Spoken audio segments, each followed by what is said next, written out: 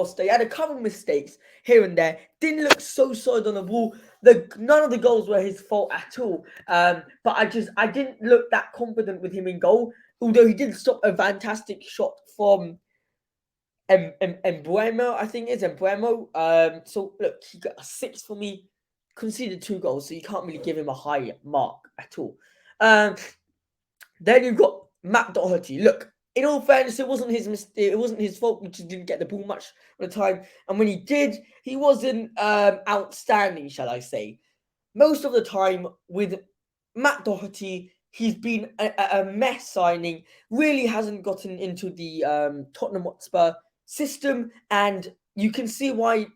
And I can't really see why Antonio Conte goes for Emerson Royale ahead of Matt Doherty. Still in this game, I would still have said Matt Doherty over Emerson. Personally, I went for 6 for Matt Doherty. You know, it's okay. It is what it is, isn't it? And yeah, Tanganga. Now, he was awful. I think overall in the game, he was not with it. Definitely not with it. You can see that he has not been getting a lot of game time. You can see how the man just came in just a switch Romero and definitely did not do a good job about it. The lack of intensity that he brings to the game, the fact that he goes up with the ball, Jeffrey Tanganga, if there's a counter attack, he goes up that Antonio Conte wants, but draws a foul, but gets a foul and gets a yellow card for no reason. I think he was one of our less good players of the. Let's just say how it is. He was just awful today. He was one of our worst players today, and therefore he's getting a 4.5. And I think that's fair. If you're watching this right now, comment down below how much you would give Jaffa Tanganga, because I do think he played really, really poorly against Brentford. And the first goal was because of his mistake. So keep that in mind. 4.5 for Jaffa Tanganga, in my opinion. Now, we move slightly on to the main defender, who was supposed to look solid in the back three, was supposed to look, the most experienced one, the one that we could sort of rely on. It's Eric Dyer, but he's had a howler. He's had a real howler. I can't lie. You know what's sad about him? Let me just game on. He has gotten a 4.5 now. But now, the reason why is because it's what he needs to bring for this team. What he needs to bring is the fact that, okay, we're gonna trust him. We know that in the middle of our defense, we've got at least a solid player. No, he's not. He was terrible. He was really, really bad. I think overall, in terms of the defense, it was pretty shocking from them all. And we're gonna get it down to the last one just in a second. But I think for Eric Dyer himself, it was not good. It was not good. So 4.5 for me for Eric Dyer. Now, Clement Lenglet, as you can see on the screen, down there, it is a 6.5 down there. 6.5. Absolutely terrible. I think, the fact that, he gave one good pass, one not good pass, the second goal was because of his mistake. His first goal was because of his mistake. The fact that, they got into that position from the get-go is not a good sign. You cannot let the opposition get ahead of you like that, especially for the second goal. For the first goal, Jaffa went up for the header, hits the other guy, whatever, does him and Eric Dyer go trying to back him. He's running, easy crossing, Lenglet / Basuma's man's running behind him all day long. I swear anyone could do that. It's terrible. Lenglet needs to defend stronger and better, and it looks like we're getting all the Barcelona rejects currently, and I'm not happy about that at all. Let's move on swiftly. Let's swiftly move on to the. Well, I said one already. I said Matt Doherty, but let's go to Perisic, and he was one of our brighter players today in terms of what he offers. And I think I'm very happy because you can see that now we're starting to get a glimpse of what Ivan Perisic can actually do. He's gotten for me a 7. That's really, really not bad.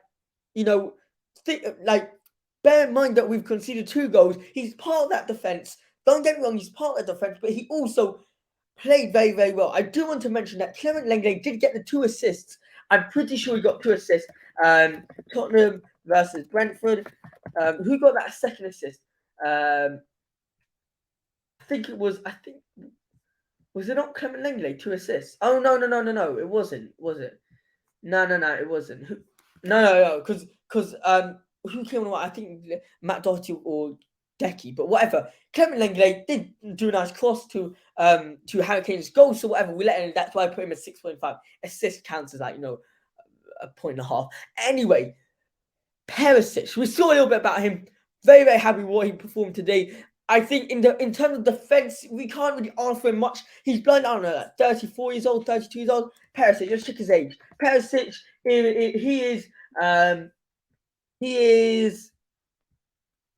Come on, guys. 33 years old. The lad's playing. He's 33 years old, and he's playing like this football. I'm happy with that performance. 7 out of 10. Decent from the geezer. Decent. Højbjerg, man of the match for me. Højbjerg, 7.5. I think, in general, he gave away the ball a couple of times, but because he scored the goal, the equaliser, he definitely, I just bit my tongue. That really hurt. Because he got equalised, he definitely deserves to get up there. And a point and a half is definitely 7.5 is solid. It's very, very, very good. Very, very good. So 7.5 for Pierre-Emile Højbjerg. Going into Bissouma, he really didn't have a good game. He got a 6 from us. Spurs Global and I did the player ratings. If you have any problems with it, comment down below or send us a DM on Instagram. We're heading up to our 13,000 follower. And yeah. So do you think Pierre-Emile Højbjerg was up to his game today? Because personally, I think it was a bit off it. Although he did get the second goal, the equaliser, fair play to the dude, he still wasn't on his A game today. Most of the point was because I think the midfield partnership with him and Yves Bissouma was not the best, if I'm completely honest. It was not the best. And I think everyone saw it as well. I think everyone could tell that, Yves Bissouma in the middle with the Pierre-Emile Højbjerg doesn't really work. Still waiting to see the Yves Bissouma that we do really know from Brighton. So hopefully that comes very, very soon, because we've been waiting for it. But in terms of the game itself, I think, we could take a lot of positives out of this. Definitely the fact that, we did come back from 2. Perisic played well. We're starting to look at Perisic a lot. We're seeing the fact that, Fraser Foster's getting a couple of minutes. Jarrett Tanganga, although he played terrible, he's getting a bit of minutes. We got the likes of Kulusevski, Son, Kane, all back up top. And 2 goals from a 2-0 down is very, very, very good. Dejan Kulusevski, who gets a 7 from us.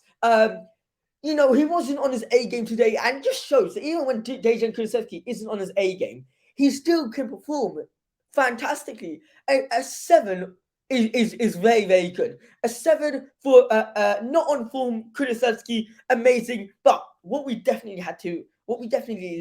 liked was the fact that, what's the saying?